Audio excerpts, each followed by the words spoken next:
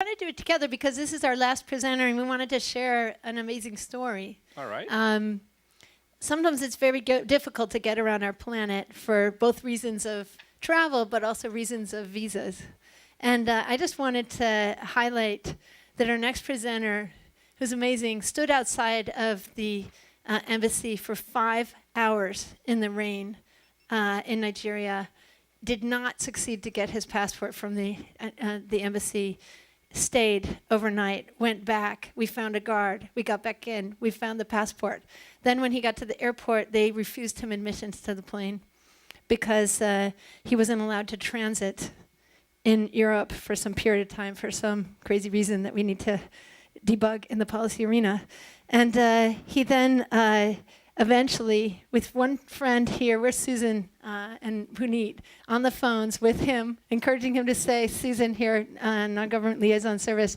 The two of them got United Airlines to get him on the plane and got him to stay. And so it's our honor that you will join us at the Solution Summit as one of the greatest innovators for farming. And so back to you, Ambassador Kamau, to introduce him. There you are. It's tough.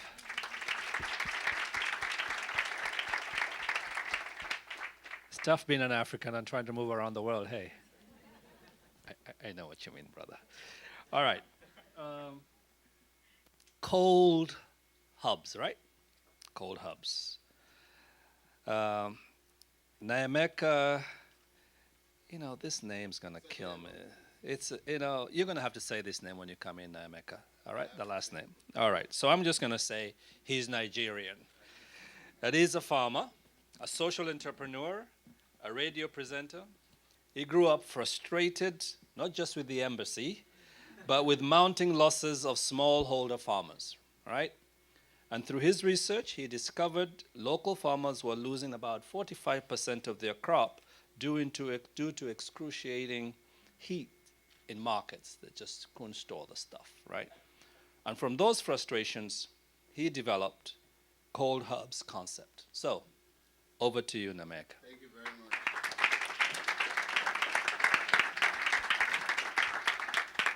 So, my name is Nnaemeka Chidebere Ikegwuonu Ike. It's a very long name. And my last name in my language means somebody that talks too much. But I will not talk too much, actually. I was told to point this way. I'm a farmer, a radio presenter, and a social entrepreneur. But today, I'm not going to talk about those things because I will like to tell you a story. And the title of my story is that for the tomato, the clock is ticking. You see, in this picture here, I have Chibueze. Chibueze is a very young farmer, hardworking. Every day, Chibueze harvests about 8 baskets of tomato. But the moment Chibueze plucks that tomato from that tree, the clock begins to tick that tomato. What happens is that on my radio station, the smallholder farmers rural radio station I established 12 years ago, reaching more than 2 million listeners, we broadcast that day's commodity price. And Chibueze decides which market to go. But for him to go to that market, he has to call Eugene. The clicker really is not working. Then Eugene comes, and Eugene brings this van. Then Eugene starts to sleep. We think Eugene sleeps too much. But as Eugene is sleeping, because it takes time to gather the tomatoes. But as they are gathering it, remember the clock continues to tick for the tomato. Then Eugene makes this long trip of 8 hours arriving at the central market, where he hands over the tomato to Alex. First of all, Alex has this beautiful umbrella to protect his head under 35 degrees Celsius sunshine. It's very hot there. And he leaves the tomato. Then the clock continues to tick for the tomato. You see, 4 hours into that market day, Alex is running around. He gathers fresh leaves to try and keep the tomato safe. But there is nothing. There is no cold storage in the market. The clock continues to tick for the tomato. Then, by the end of that market day, Alex is tired. He dumps the tomato, and the clock ends ticking for the tomato. You see? And as a radio presenter, I go back and ask people, farmers, how was market that day? And they tell me that they actually lose about 45% of their harvest due to lack of cold storage. The thing is, reports are out there that says about 200 million smallholder farmers are affected by this problem, and they lose 606 million tons of food. In our world of so much advancement in science and technology, there is no need for those numbers, really. Just last year, we built a solar-powered working range, just a cold room, so well designed that it can be placed in markets and farms. And it is 10 times less than what you can get conventionally. And it's a very simple idea.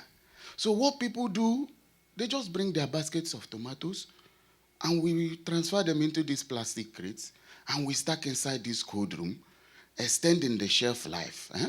Extending the shelf life from 2 days normally to 21 days. But it's a business for us. So we still collect a little bit of money from them, 50 US cents to store per crate per night. A simple model. And we are here. Our goal is eliminate those losses completely, increase their income, and have more nutritious food available. You see. Right now we are in Nigeria. We have 10 ColdHubs in Nigeria, 50 next year. We want to expand to Kenya and to other parts of Africa. So what I'm really saying is there's no need for continuous post-harvest losses in perishable food. Invite us to your country. Let us help you people. Wherever you invite us, we will go. Let us eliminate these losses completely. That's the end of my story. Thank you, please. Thank you.